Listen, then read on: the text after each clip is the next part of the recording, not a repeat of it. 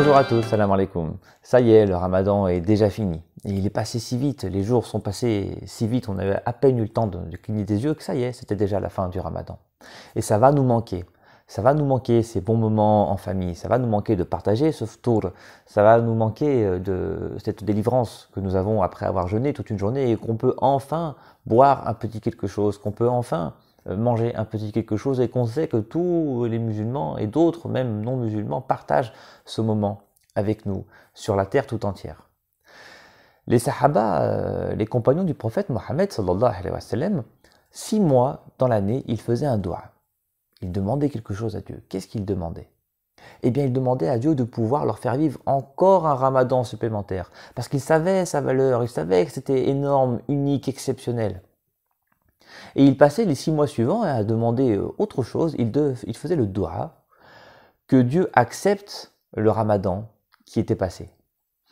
Donc le ramadan, c'est quelque chose de spécial, c'est quelque chose d'exceptionnel, c'est quelque chose d'incroyable que Allah subhanahu wa ta'ala a envoyé au peuple de Sidna Mohammed, à la Ummah de Sidna Mohammed sallallahu alayhi wa sallam, c'est-à-dire à tous ceux et celles qui ont vécu avec lui et tous ceux et celles qui vont naître et vivre après lui jusqu'à la fin des temps. Donc c'est ça la grande Ummah, c'est ça la grande communauté du prophète Mohammed sallallahu alayhi wa sallam. Et Allah subhanahu wa ta'ala, donc Dieu par sa grâce, par sa miséricorde, nous a envoyé ce ramadan pour plusieurs raisons. Et la plus grande des raisons est que nous, les êtres humains de cette communauté, nous ne vivons pas très longtemps. Avant, dans le temps, ils vivaient peut-être 200 ans, 500 ans, 800 ans, voire 1000 ans. On voit par exemple dans le Coran que le prophète Noé, alayhi salam, donc Noé, a vécu plus de 900 ans. Donc ils avaient beaucoup de temps pour faire beaucoup de bonnes actions, beaucoup de prières, beaucoup de jeûnes et beaucoup d'œuvres qui vont ensuite être, Inch'Allah, récompensées. Mais nous, non. Nous avons une vie qui est courte. On vit peut-être 80, 90, 100 années pour les plus chanceux d'entre nous. Donc Dieu nous a donné des choses comme le Ramadan, comme la Jumu'ah, comme Laylat al-Qadr, comme Salat al-Nabi et tant d'autres choses pour multiplier les hasanats, pour multiplier les récompenses. Pour nous qui avons cette vie qui est si courte. Donc même si on ne vit pas longtemps, même si notre vie est courte, eh bien Dieu nous a donné toutes ces choses pour que, Inch'Allah, nous puissions être à la hauteur demain, pour le grand jour, c'est-à-dire le jour du jugement. Et ça sera notre communauté, c'est-à-dire la communauté du prophète Mohammed sallallahu alayhi wa sallam, qui sera la première à être servie ce jour-là. Il y a un hadith qui parle de ça, un hadith très connu, hadith Shafa'a, qui nous raconte que le prophète Mohammed sallallahu alayhi wa sallam dit « Je serai le maître des hommes au jour du jugement. » Savez-vous pourquoi il en sera ainsi? Allah subhanahu wa ta'ala va réunir les premiers et les derniers des hommes en un seul endroit. Tout observateur les verra, le héros se fera entendre, le soleil se rapprochera. Les hommes seront dans un souci, dans une affliction qui sera insupportable. Et il dira aux gens: ne voyez-vous pas la situation dans laquelle vous vous trouvez? Est-ce que vous n'allez pas chercher quelqu'un pour intercéder en votre faveur auprès de votre Seigneur? Alors certains hommes vont commencer à se dire allons chercher Adam, alayhi salam, le Adam, c'est-à-dire le prophète, le premier homme. Ils iront le trouver, ils lui diront: oh Adam, tu es le père de l'humanité. Allah subhanahu wa ta'ala t'a créé de sa main. Il a insufflé en toi son esprit. Il a ordonné aux anges de se prosterner devant toi. Et ils se sont prosternés devant toi. Et il t'a fait vivre au paradis. Est-ce que tu ne vas pas intercéder en notre faveur auprès de Dieu? Est-ce que tu ne vois pas ce qui nous arrive? Est-ce que tu ne vois pas notre situation? Alors Adam, alayhi salam, leur répondra: mon Seigneur s'est mis en ce jour dans une colère telle que jamais il n'en a connu de semblable. Et il n'en connaîtra jamais plus de semblable. Il m'a autrefois interdit de manger à cet arbre et je lui ai désobéi. J'en ai assez à faire avec moi-même, j'en ai assez à faire avec moi-même, j'en ai assez à faire avec moi-même. Allez trouver quelqu'un d'autre. Allez voir Noé. Donc les hommes, eh bien, iront voir Noé. Alayhi salam, ils lui diront: oh Noé, tu es le premier de ceux qui ont été envoyés vers les hommes. Allah subhanahu wa ta'ala t'a qualifié de serviteur reconnaissant. Ne vois-tu pas notre situation? Ne vois-tu pas ce qui nous arrive? Est-ce que tu ne vas pas intercéder en notre faveur auprès de Dieu? Et Nuh, alayhi salam, répondra: Mon Seigneur s'est mis en ce jour dans une colère telle qu'il n'en a jamais connu de semblable et il n'en connaîtra jamais plus de semblable. J'ai invoqué Dieu contre ma propre communauté. J'en ai assez avec moi-même, j'en ai assez avec moi-même, j'en ai assez avec moi-même. Allez trouver quelqu'un d'autre. Allez demander à Abraham. Donc les hommes iront voir Abraham, alayhi salam, et ils lui diront, ô Abraham, tu es le messager d'Allah, tu es son ami intime, qu'il a choisi parmi tous les hommes. Sers-nous d'intercesseur auprès de lui. Ne vois-tu pas notre situation? Ne vois-tu pas dans quel état nous sommes? Et Ibrahim leur répondra, mon Seigneur s'est mis en ce jour dans une colère telle que jamais il en a connu de semblable et il n'en connaîtra jamais plus de semblable.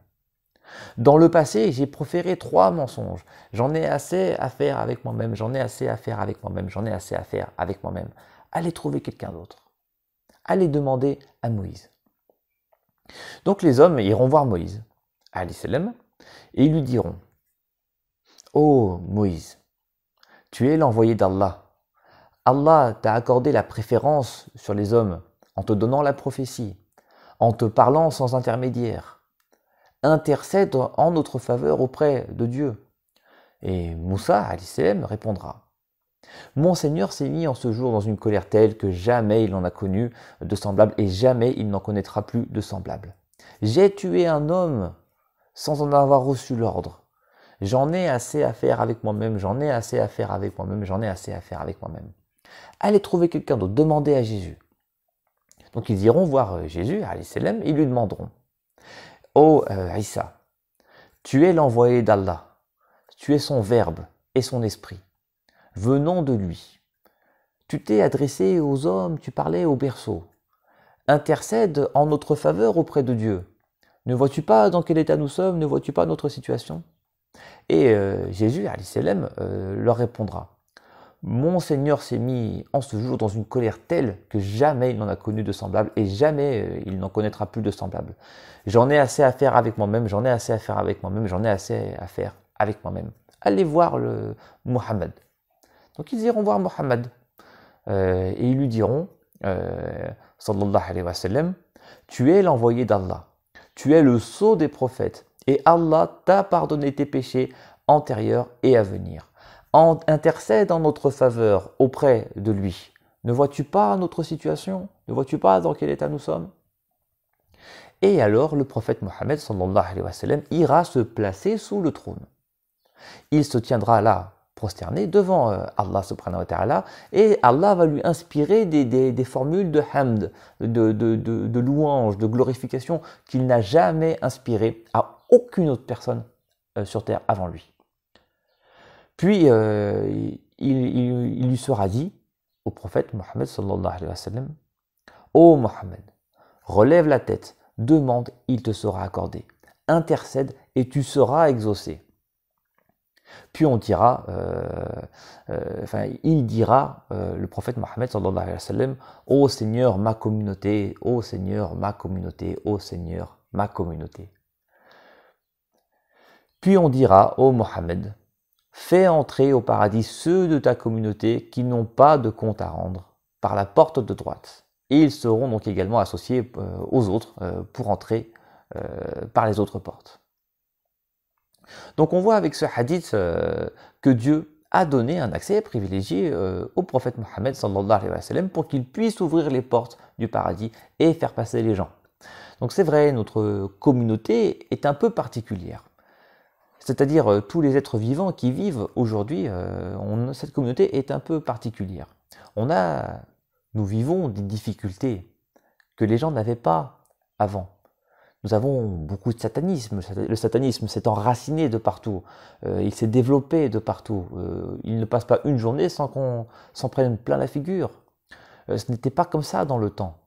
Il n'y avait pas autant de difficultés que nous en avons, nous, aujourd'hui. C'est pour ça qu'une fois, le prophète Mohammed sallallahu alayhi wa sallam a dit à ses sahaba, les gens qui vont venir auront 10 fois plus de hasanat que vous.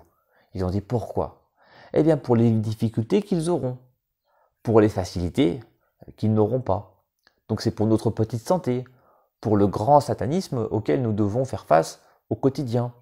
dans cette destruction de la civilisation. Donc maintenant que le ramadan est fini, qu'est-ce qu'on doit faire? Il reste à faire le dua pour que ce ramadan soit accepté. Un peu comme les sahaba l'ont fait 1500 ans avant nous. Donc ce n'est pas peu le ramadan. Un siyam, un jeûne d'une journée de ramadan, Dieu seul sait quelle est sa récompense. Personne ne connaît sa récompense. Même les anges ne connaissent pas sa récompense. Donc si ce ramadan est accepté, eh bien ça y est, on a déjà tout. On a déjà tout. Alors il nous reste à apprendre un petit peu la politesse, l'humilité. Quand on s'adresse à Dieu pour lui demander d'accepter ce ramadan. Tu as fait le ramadan, c'est bien, mais est-ce qu'il est accepté? Est-ce que tu as été à la hauteur? Est-ce que tu as fait ce qu'il faut correctement? Et qu'est-ce que tu as raté de ce que tu sais que tu as raté? Et qu'est-ce que tu as raté et que tu ne sais même pas que tu l'as raté? Donc on demande pardon à Dieu. On demande pardon à Dieu pour ce qu'on n'a pas fait, ce qu'on a mal fait. Et on essaie de se convaincre que la prochaine fois, c'est sûr, on fera mieux, Inch'Allah.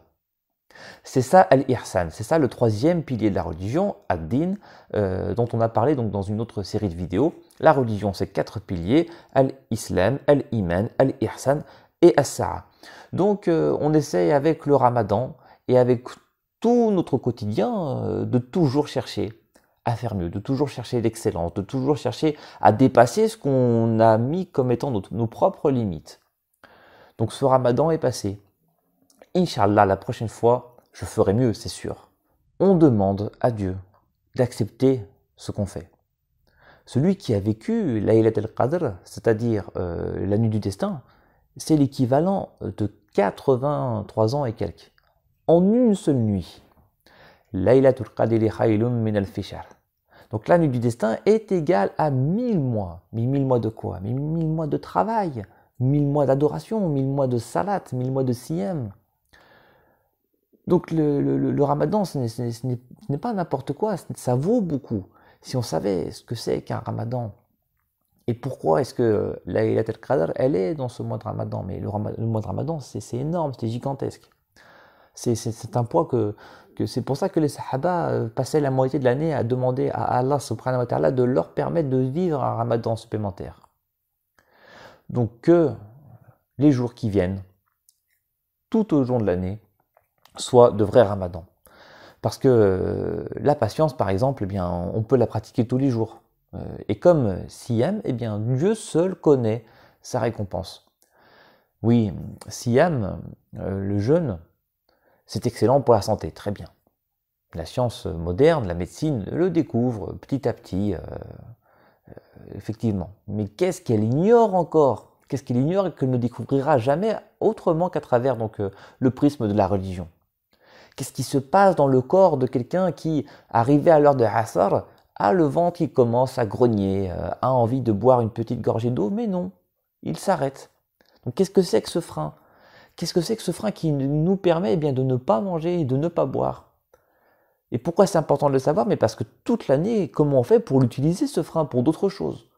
Pour d'autres choses qu'il ne faut pas faire. Est-ce qu'on est capable de réutiliser cette leçon qu'on a appliquée pendant un mois? Donc tu es devant un péché, tu t'arrêtes. Tu t'arrêtes avec ce même frein qui t'a permis de ne pas manger et ne pas boire pendant le mois du Ramadan. C'est pour ça, faisons de tous les jours qui viennent et de toute l'année un véritable Ramadan. Et on va finir par un dua. Allah subhanahu wa ta'ala, aide-nous à être à la hauteur de cette vie que tu nous as donnée. Allah subhanahu wa ta'ala, pardonne-nous nos fautes, pardonne-nous nos erreurs, pardonne-nous les erreurs et les fautes que nous connaissons et toutes celles que nous ignorons, que nous avons commises. Allah subhanahu wa ta'ala, accepte de faire de nous des vrais croyants qui honorent ton nom, qui honorent ta gloire. Aide-nous à être utiles à cette humanité, aide-nous à être utiles pour tous ceux qui sont autour de nous, aide-nous à être de véritables hommes, de véritables femmes, des véritables pères, de véritables mères, des vrais frères, des vraies sœurs qui se soutiennent les uns les autres, qui sont là pour soutenir, pour aider ceux dans la difficulté. Allah subhanahu wa ta'ala, aide-nous à ouvrir notre cœur à tes vérités sublimes et éternelles. Allah subhanahu wa ta'ala, aide-nous à être utiles dans cette vie, utile pour tous, utile pour notre voisin, utile pour notre famille, utile pour ceux qui sont dans le besoin, utile pour que le jour de la résurrection, eh bien, nous ayons la chance de vivre dans ton meilleur paradis. Allah subhanahu wa ta'ala, aide-nous à faire de cette vie quelque chose d'utile, aide-nous à rendre ce temps que nous avons de quelque chose dont nous pourrions être fiers, dont nous pourrions dire que voilà, nous avons fait vraiment le maximum de tout ce que nous pouvions donner. Amin, amin, amin. Subhana rabbika rabbil izzati amma yasifun wa salamun ala al mursalin walhamdulillahi rabbil alamin.